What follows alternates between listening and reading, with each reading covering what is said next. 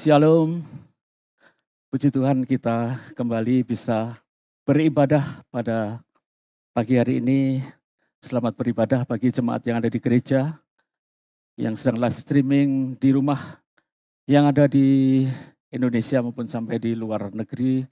Selamat beribadah pada pagi hari ini. Kita akan bersama-sama menerima sabda Tuhan yang terambil, yang bertemakan anaknya yang tunggal Tuhan kita. Kita bersama-sama akan membaca Alkitab kita dari Injil Yohanes pasalnya yang pertama ayat 1 hingga ayatnya yang ke-14 ya. Kita baca bersama-sama saja supaya kita bisa memahami akan ayat-ayat ini tentang anaknya yang tunggal Tuhan kita. Demikian sabda Tuhan, mari kita baca bersama-sama. Firman yang telah menjadi manusia. Pada mulanya adalah firman. Firman itu bersama-sama dengan Allah. Dan firman itu ialah Allah. Ya, pada mulanya bersama-sama dengan Allah. Segala sesuatu dijadikan oleh Dia, dan tanpa Dia tidak ada sesuatu pun yang telah jadi dari segala yang telah dijadikan. Di dalam Dia ada hidup, dan hidup itu adalah terang manusia. Terang itu bercahaya di dalam kegelapan, dan kegelapan itu tidak menguasainya. Datanglah seorang yang diutus Allah, namanya Yohanes. Ia datang sebagai saksi untuk memberi kesaksian tentang terang itu, supaya oleh Dia semua orang menjadi percaya. Ya, bukan terang itu, tetapi ia harus memberi kesaksian tentang terang itu. Terang yang sesungguhnya yang menerangi hati setiap orang sedang datang ke dalam dunia. Ia telah ada di dalam dunia, dan dunia dijadikan olehnya, tetapi dunia tidak mengenalnya. Ia datang kepada milik kepunyaannya, tetapi orang-orang kepunyaannya itu juga tidak menerimanya. Tetapi semua orang yang menerimanya diberinya kuasa untuk menjadi anak-anak Allah, yaitu mereka yang percaya dalam namanya. Orang-orang yang diperanakkan bukan dari darah atau dari daging, bukan pula secara jasmani oleh keinginan seorang laki-laki, melainkan dari Allah. Firman itu telah menjadi manusia dan diam di antara kita. Dan kita telah melihat kemuliaannya, yaitu kemuliaan yang diberikan kepadanya sebagai anak tunggal Bapa, penuh kasih karunia dan kebenaran. Amin. Bapak Ibu sekalian, mungkin kita perhatikan di dalam Katekismus Heidelberg, yaitu dalam minggu yang ke-13. Kita bisa memperhatikan sejenak mungkin di layar LCD bisa.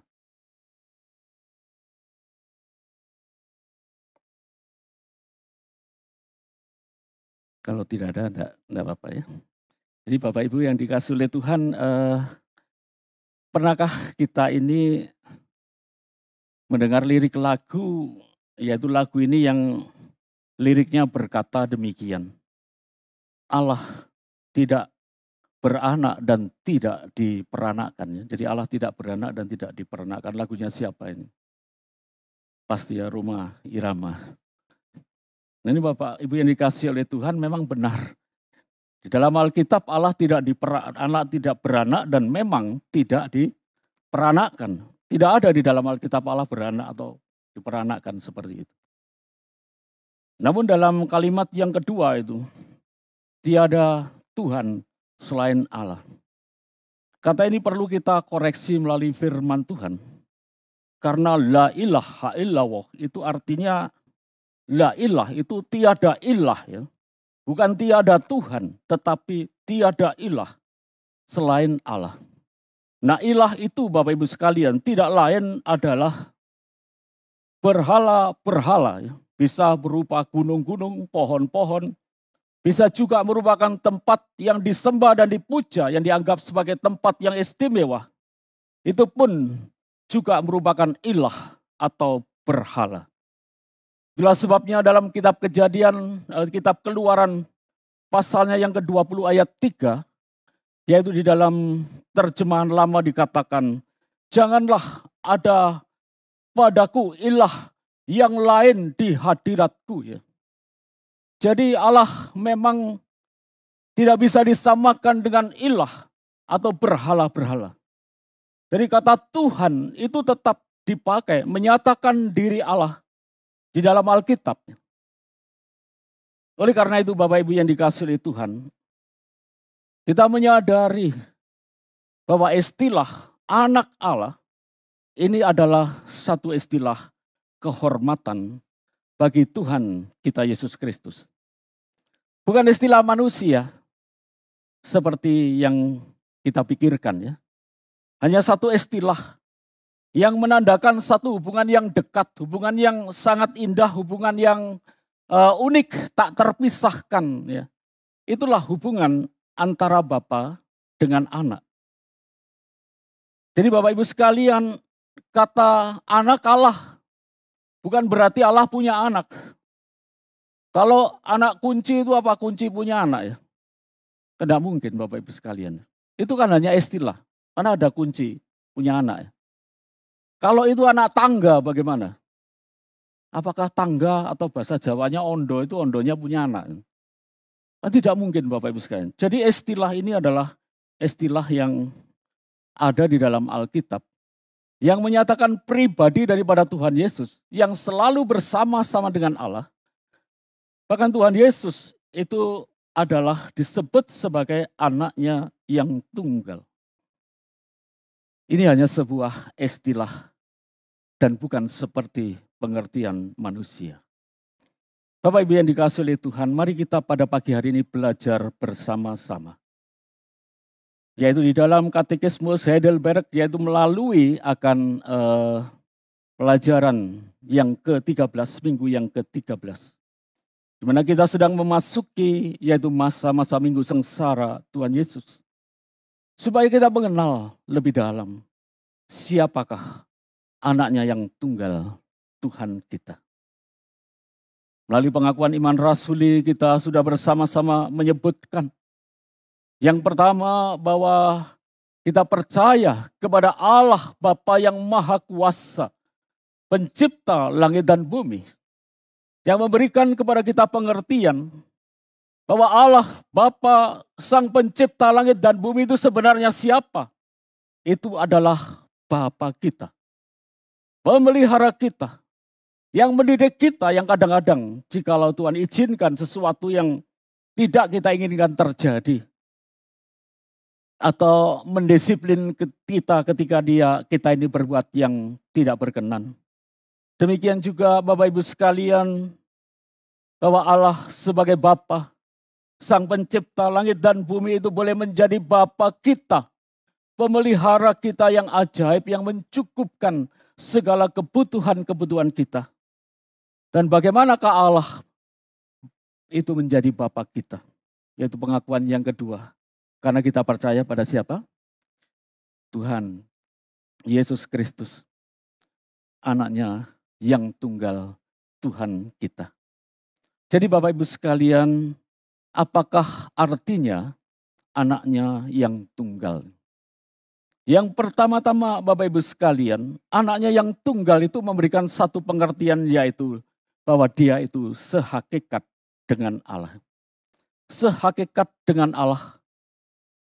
Atau di dalam natur kepribadian daripada Tuhan Yesus, itu adalah sama dengan Allah. Baik dalam kuasa, kemuliaan, kekekalan, dan kesatuan dalam kesatuan pribadi Allah Tritunggal. Jadi Bapak Ibu yang dikasihi oleh Tuhan, kita tahu bahwa anak Allah yang tunggal itu artinya apa? Sehakikat dengan Allah. Dalam natur dan kepribadian Tuhan kita Yesus Kristus yang adalah Allah. Baik dalam kemuliaan, kekekalan, dalam kesatuan Allah Tritunggal. Itu sebabnya dalam ayat-ayat yang kita baca tadi dalam Yohanes 1 ayat 1 dikatakan, pada mulanya adalah firman ya. Kata pada mulanya NRK ini memberikan arti yaitu jauh sebelum dunia dijadikan. Jauh sebelum segala sesuatu ada. Apa yang ada di surga itu adalah Sang Firman yang bersama-sama dengan Allah. Sang firman yang dalam bahasa Yunani ditulis dengan kata logos, yang bersama-sama dengan Allah Bapa, Allah Putra, dan Allah Roh Kudus dalam kesatuan Allah Tritunggal. Dan siapakah logos atau sang firman itu? Bahwa firman itu ialah siapa? Ialah Allah ya. Dalam Injil Yohanes tadi, pasal yang pertama, ayatnya yaitu ayat yang pertama, dan firman itu ialah Allah. Jadi Bapak Ibu yang dikasihi oleh Tuhan, dialah yang pertama-tama menciptakan alam semesta dalam kesatuan pribadi daripada Allah Tritunggal. Kejadian pasal 1 ayat 1 sampai 4. Di sana dikatakan pada mulanya Allah menjadikan langit dan bumi. Sama dengan kata pada mulanya dalam Injil Yohanes, yaitu jauh sebelum segala sesuatu ada, belum tercipta, belum ada apa-apa. Yang ada pada mulanya adalah Allah. Elohim. Elohim itu jamak Bapak Ibu sekalian. Jamak bagi bahasa Indonesia cuma berarti lebih daripada satu. Tetapi bagi orang Ibrani, jamak itu lebih daripada dua. Jadi Elohim yang lebih daripada dua, lalu di bawahnya itu ada Roh Allah yang melayang-layang di atas permukaan air. Jadi dengan demikian kita tahu bahwa Allah Bapa, Allah Anak, Allah Roh Kudus itulah tiga pribadi yang menciptakan langit dan bumi. Oleh karena itu Bapak Ibu sekalian, ketiganya itu adalah esa. Maka kata Allah yang esa ini juga sudah ada jauh-jauh ya. Maka bahkan jauh sebelum Masehi mungkin ya. Di dalam hukum Taurat Musa ketika Allah memberikan hukum Taurat kepada bangsa Israel di atas gunung Sinai. Ulangan 6 ayat 4 dikatakan, dengarlah hai orang Israel, Tuhan Allah kita. Tuhan itu esa. Dan kata esa, echad ini artinya adalah suatu kesatuan. Jadi Bapak Ibu yang dikasihi oleh Tuhan, kesatuan pribadi Allah Tritunggal yang menjadikan langit dan bumi. Pada waktu itu langit dan bumi masih kosong dan gelap gulita. Dikatakan ada juga campur tangan kuasa kegelapan yang ingin mulai mengacaukan ciptaan Allah. Namun ketika sang firman itu datang dan membawa terang, maka kegelapan itu pun sirna. Kegelapan telah diubah menjadi satu malam yang sangat indah untuk menjadikan siang dan malam. Siapa yang sanggup berbuat demikian? Kalau bukan sang firman itu ialah Allah.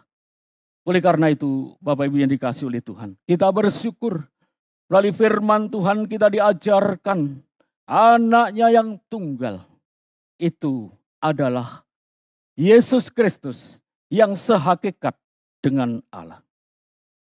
Orang-orang Yunani biasanya percaya kepada para banyak itu dewa-dewinya, yang macam-macam Bapak Ibu sekalian. Tetapi di dalam pengertian mereka, kepercayaan orang-orang Yunani juga percaya. Jikalau ada sesuatu yang mengawali dunia ini, ada yang mengawali alam semesta. Jadi segala sesuatu itu ada awalnya, dan siapa yang mengawali, siapa yang menciptakan, itu adalah logos atau firman. Itulah sebabnya Yohanes menulis Injil Yohanes ini, yang pada waktu itu dunia internasional adalah dikuasai oleh orang-orang Yunani dalam bahasa Yunani. Menjelaskan Rasul Yohanes murid Tuhan Yesus itu bahwa sang logos atau firman itu bersama-sama dengan Allah. Dan dia adalah Allah. Yang menciptakan langit dan bumi dan segala isinya. Yang mengawali segala sesuatu. Dan kemudian sang logos atau firman itu telah berinkarnasi menjadi manusia. Jadi Bapak Ibu yang dikasihi oleh Tuhan, disinilah kita melihat bagaimana pengertian daripada anaknya yang tunggal. Kita tidak percaya kalau Allah itu beranak dan diperanakan. Tetapi memang ini adalah istilah teologi di mana anaknya yang tunggal itu berarti adalah sehakikat dengan Allah. Yang kedua, Bapak Ibu sekalian, apakah pengertian anaknya yang tunggal? Yaitu yang kedua, dia memiliki dua natur yang sempurna, yaitu 100% Allah dan 100% apa? Manusia. Jadi anaknya yang tunggal itu artinya dia memiliki dua natur yang sempurna. 100% Allah dan 100% manusia. Itulah sebabnya istilah di dalam Alkitab itu disebutkan anaknya yang tunggal.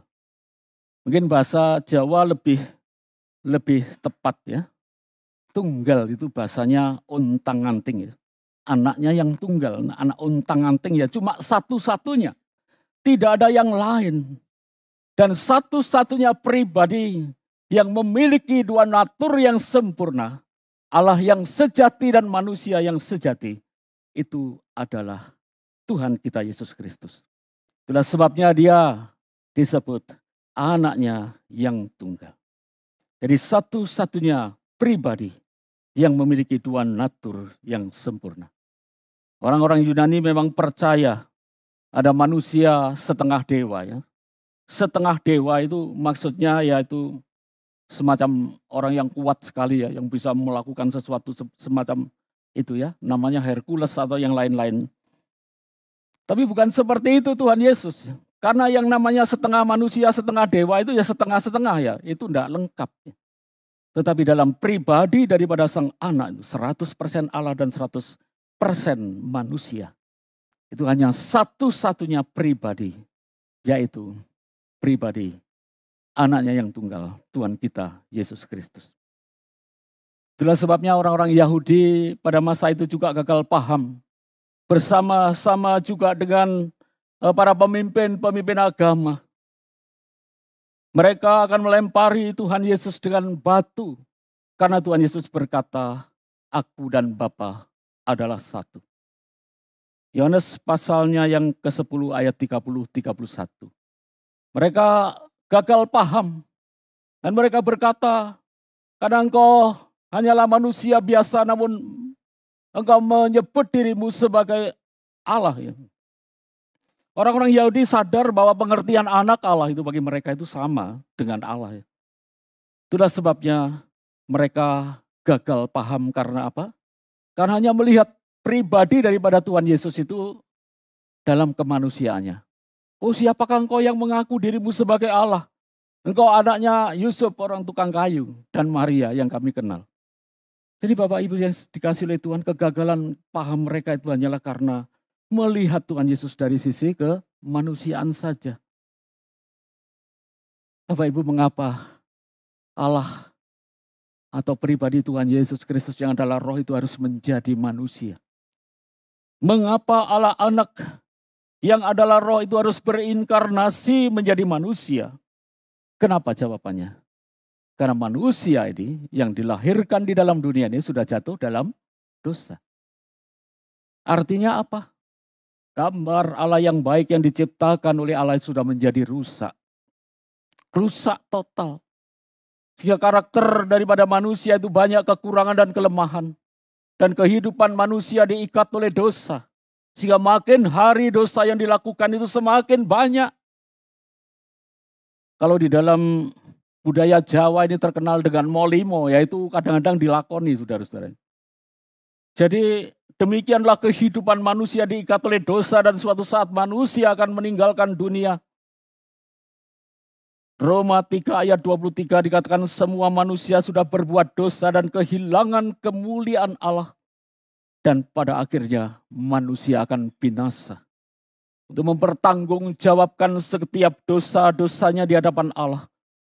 Itulah sebabnya Roma 6 ayat 23 dikatakan upah dosa ialah maut. Jadi Bapak Ibu sekalian, manusia yang lahir di dalam dunia, yang bukan kertas putih, tetapi membawa warisan dosa dan dosa ini terus menjelma di dalam dirinya, menguasai dirinya dan tidak bisa melepaskan diri. Sehingga manusia diikat oleh dosa, dibelenggu oleh dosa. Dan akhirnya manusia akan mengalami maut. Sebab upah dosa itu adalah maut. Maut itu adalah kematian yang kekal. Tetapi bersyukur bahwa Roma pasal 6 ayat 23 itu tidak berhenti di situ. Ada kata tetapi. Jadi kata tetapi di sini sangat penting Bapak Ibu sekalian. Yaitu kata yang kebalikan daripada upah dosa. Ialah maut, yang berarti kematian yang kekal. Penderitaan yang tak terbatas yang akan dialami oleh manusia.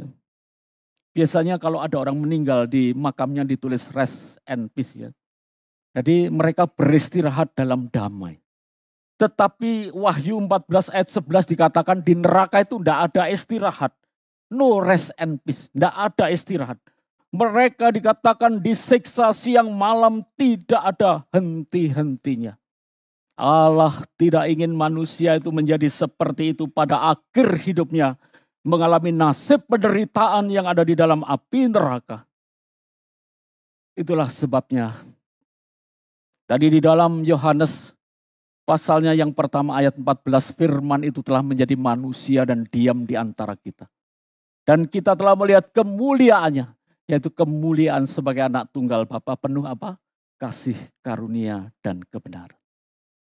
Sehingga walaupun upah dosa ialah maut, ada kata tetapi karunia Allah ialah hidup yang kekal di dalam Kristus Yesus Tuhan kita. Itulah tujuan kenapa Allah yang adalah roh menjadi manusia. Supaya dengan tubuh kemanusiaannya itu dikorbankan di atas kayu salib. Secara total untuk menggantikan hukuman kita. Untuk menerima murka Allah di dalam dirinya. Sehingga dengan demikian kita tahu bahwa Tuhan Yesus, Allah anak harus menjadi manusia. Itulah sebabnya dia disebut sebagai anaknya yang tunggal tadi. Bahkan karunia Allah tersebut ya, kasih karunia pribadi Tuhan Yesus, sang anaknya yang tunggal yang penuh dengan kasih karunia itu. Telah menjadikan kita juga anak-anak Allah ya. Tapi berbeda dengan Tuhan Yesus sebagai anaknya yang tunggal.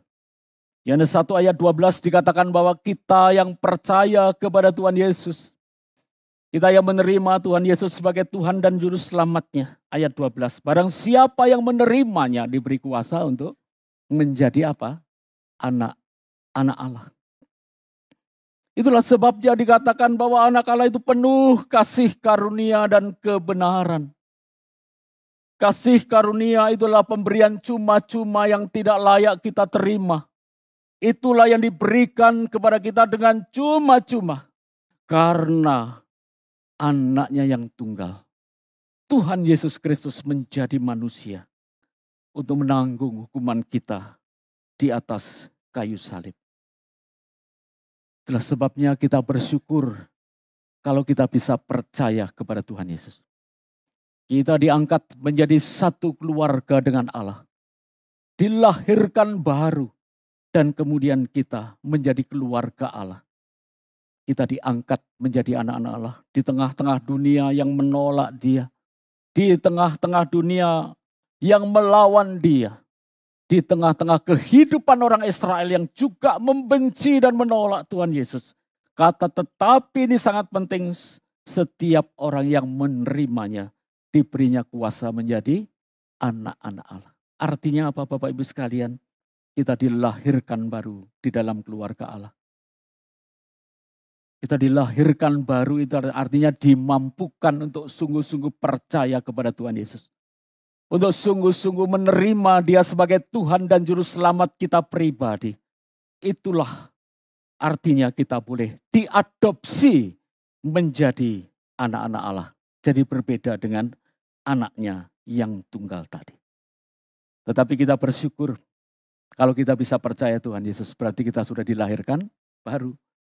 Karena tanpa kelahiran baru hati kita keras ya. Hati kita tidak bisa percaya, tidak gampang percaya.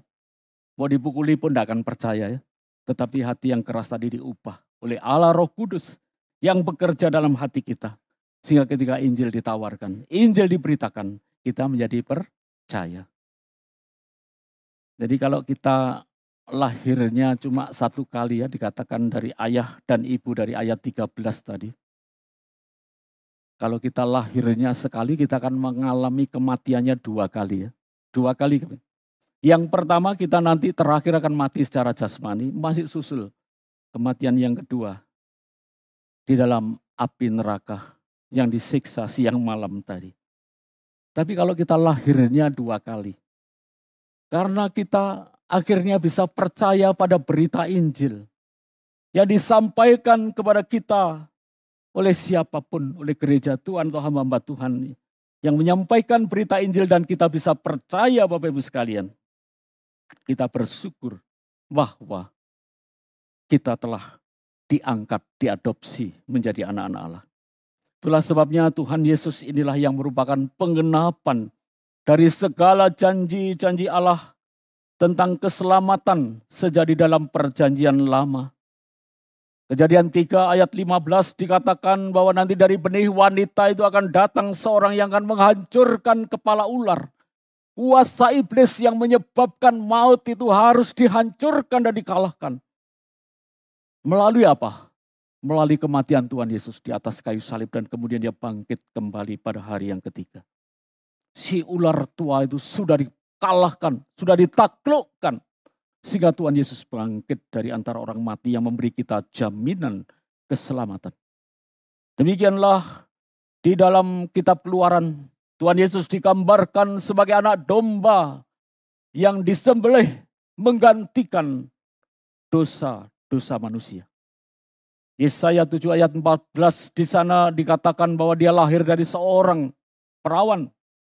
Yesaya 9 ayat 1 sampai 6 dialah Raja Damai ya, dan seterusnya. Mika 5 ayat 7 dia lahir di Bethlehem dan sebagainya.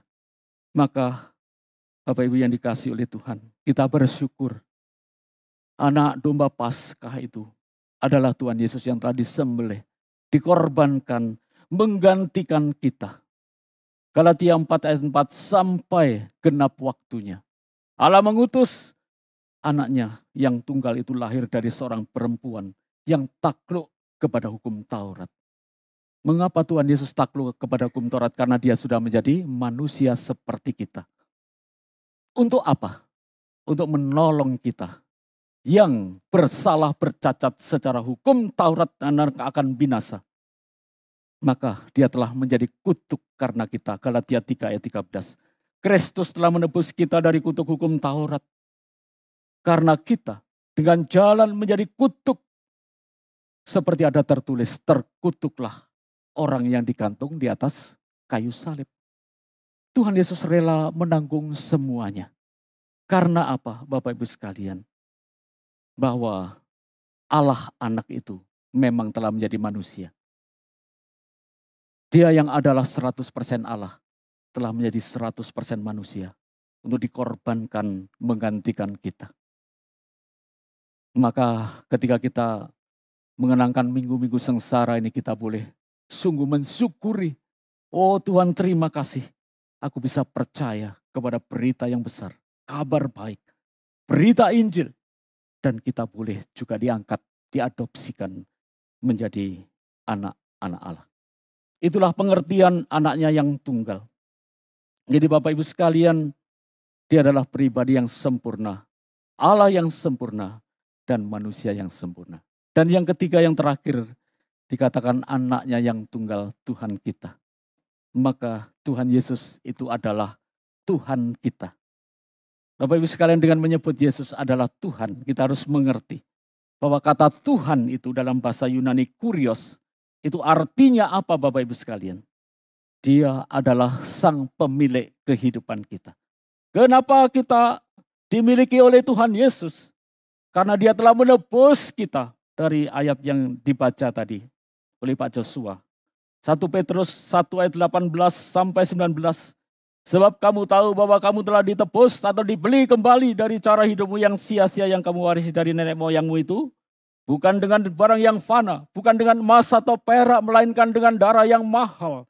Yaitu darah Kristus yang sama dengan darah anak domba yang tak bernoda dan tak bercacat. Jadi Bapak Ibu sekalian karena kita dibeli dan harganya telah lunas dibayar. Karena itu hidup kita ini bukan milik kita sendiri, tetapi milik Tuhan. sang pemilik hidup kita. Itulah arti kata Tuhan. Pengorbanannya tidak ternilai. Darah itu adalah nyawa. Dan semuanya dikorbankan karena Allah itu mengasihi kita. Kita bersyukur karena yang berkorban itu adalah Allah sendiri untuk menebus kita dari kutuk hukum Taurat yang membawa kita binasa. Kalau manusia yang dikorbankan tidak ada gunanya. Kalau saya disalibkan tidak ada gunanya, sama-sama kayak podo dosone ya. Tapi Bapak Ibu sekalian, Tuhan Yesus yang adalah Allah yang kudus, dia dikorbankan menggantikan kita. Melalui pengorbanan Tuhan Yesus di atas salib itu dia berkata sudah selesai, wis rampung, wis lunas. Ya. Itulah sebabnya kita harus sadar hidup kita bukan milik kita sendiri. Milik Tuhan. Tuhan itu artinya kurios sang pemilik. Tuan, ya Tuan kita, sang pemilik.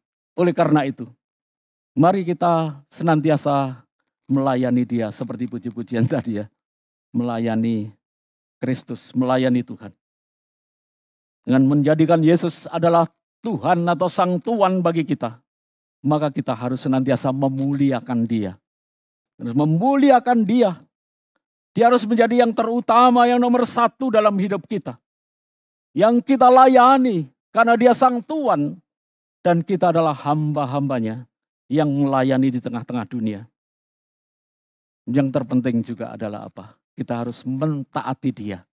Karena Sang Tuan itu menuntut kepada kita menjadi anak-anak yang taat. Ya. Sebagai hamba yang taat. Yang setia. Yang melayani. Maka bersyukurlah. Karena Tuhan Yesus Kristus. Anaknya yang tunggal. Telah memperkenalkan kita. Bapa yang di surga. Dan itu boleh menjadi Bapa kita. Karena kita percaya kepada Tuhan Yesus. Kita diadopsi menjadi anak-anak Allah. Dan artinya kita adalah ahli waris kerajaan Allah.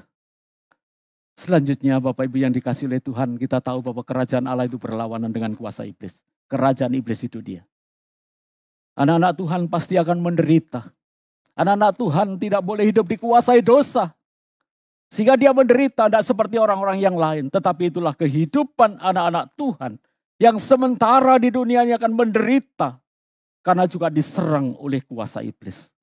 Tetapi jangan khawatir, jangan takut. Roma 8 ayat 18, sebab penderitaan ringan ini tidak sebanding dengan apa? Kemuliaan. Hidup di dunia yang singkat dibanding dengan kekekalan itu tidak ada artinya. Kita bersyukur Tuhan Yesus, anaknya yang tunggal, yang menjadi Tuhan kita. Karena apa? Karena Dia menjadikan kita milik Allah. Dan kita dimiliki oleh Allah. Dan kita ahli waris kerajaan Allah. Jangan takut ketika menghadapi penderitaan. Kita tidak boleh menjadi serupa dengan dunia ini. Maka marilah kita selalu bersyukur kepada Tuhan. Karena Sang Pemilik itu menghendaki kita menjadi hambanya yang setia. Sebagaimana sebuah lagu yang mengatakan bahwa kita ini adalah hamba. Ya. Tidak membawa apa-apa waktu lahir, waktu mati bawa apa? Tidak membawa apa-apa. Tetapi inilah yang kupunya hati sebagai hamba. Yang mau apa? Taat dan setia. Itulah yang Tuhan inginkan dalam hidup kita. Mari kita selalu meninggikan Dia. Menyembah Dia. Memuja Dia. Menyembah dalam roh. Yaitu kedalaman hati kita yang paling dalam. Disertai dengan kebenaran, bukan kemunafikan, bukan kepalsuan, tetapi di dalam kebenaran. Aletheia, sehingga hidup kita pun boleh makin hari makin diubah menjadi serupa dengan anaknya yang tunggal, Tuhan kita Yesus Kristus. Kiranya jemaat Tuhan di dalam minggu-minggu sengsara ini bisa merenungkan anaknya yang tunggal Tuhan kita. Karena Dia adalah sehakikat dengan Allah. Sama dengan Allah. Tuhan Yesus itulah Allah yang menjadi manusia karena mengasihi kita. Dan Tuhan Yesus itulah yang telah mengorbankan dirinya bagi kita. Syukurilah, pandanglah kepada salib. Karena dengan mengandalkan salib Kristus, kita boleh tinggalkan dunia ini dan kita boleh dipindahkan ke dalam hidup yang kekal. Kiranya Tuhan memberi kita kekuatan untuk mengiring Dia, melayani Dia, mencintai Dia sampai selama-lamanya. Tuhan memberkati kita semua. Mari kita berdoa.